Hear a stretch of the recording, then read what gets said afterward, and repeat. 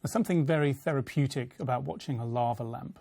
I can't think of the amount of time that I've spent just staring into them, watching the weird and wonderful shapes that they create. And speaking of time, what I'm going to try and do with my phone is to play around with that sense of time. I'm going to try slowing things down a little bit with slow motion and also speeding it up with a time-lapse mode and see if that can heighten the drama that one of these lava lamps gives us.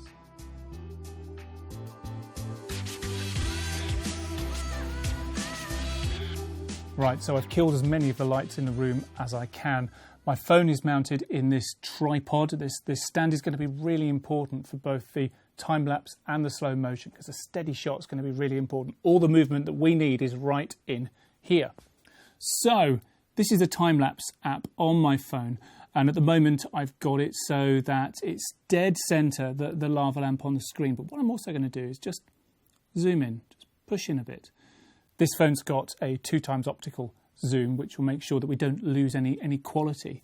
And that is right in the sweet spot, just where the bubbles are bubbling up and coming back down again. That is the action that I want for my time-lapse.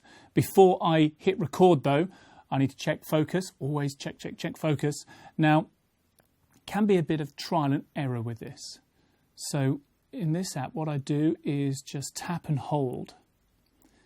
Now, because there aren't any easily harsh lines, sometimes your phone can struggle to get focus, but I think this has done it. So tap and hold one more time, and on here you can see it says AEAF, auto exposure, auto focus lock, and that looks pretty good to me. So I'm going to hit record. I'm going to step away from the table before I do that because I don't want to lean over, knock the phone, knock the table. Even a bit of wobble of the table can spoil the shot. So, 3, 2, 1. And then step away and then watch the magic happen. Now with a time-lapse, what we're doing is shrinking time.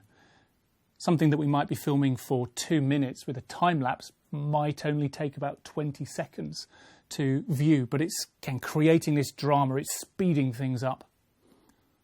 Also need to be careful in case me moving around is adding into some of the reflections here, and I don't want to be in this shot.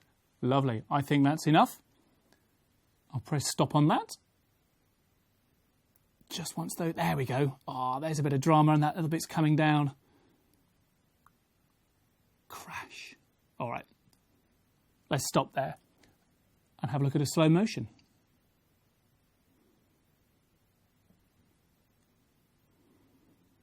Here we go.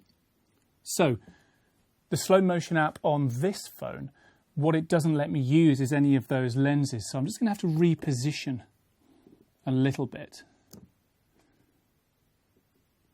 Now, I can't get too close in because I'm going to struggle to focus, this minimum focusing distance that, you know, that's why sometimes we use macro lenses when we want to get tight in. So that isn't too bad, actually. Let me just see if I can look focus. You see, this is where it struggles a little bit. Let me just angle the lens up a little bit. It can be a little bit more trial and error to get the shot that you want.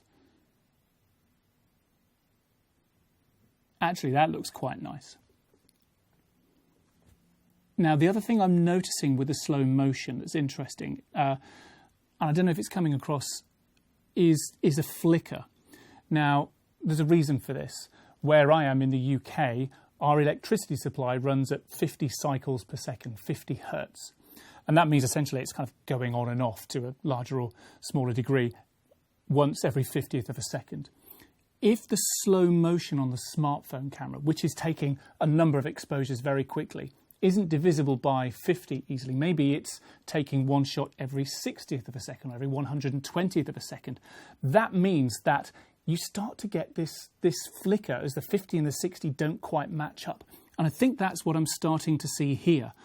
I can't change my power supply around here to 60 hertz, and I don't believe that I'm going to be able to change the rate of the slow motion here. So, I don't know, let's see if that flicker comes out and whether it's usable.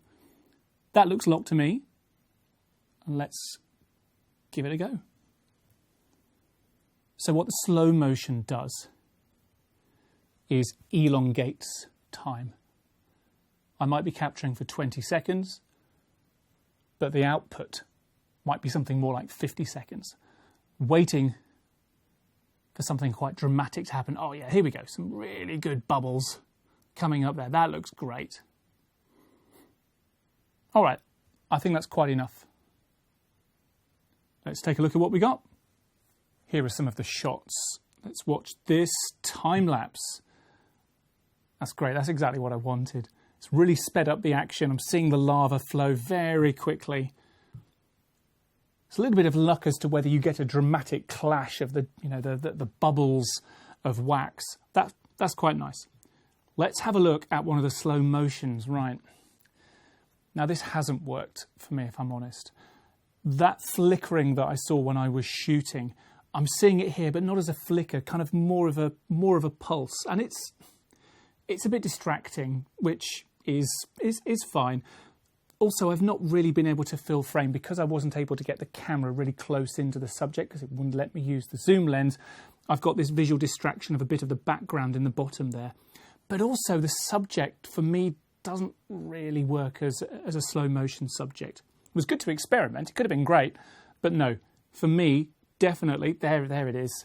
There's the time lapse. And this one's even more dramatic. Lots of bubbles clashing into each other. I love this. This is really what I wanted. Dare I say it, almost as mesmerising as watching a real lava lamp.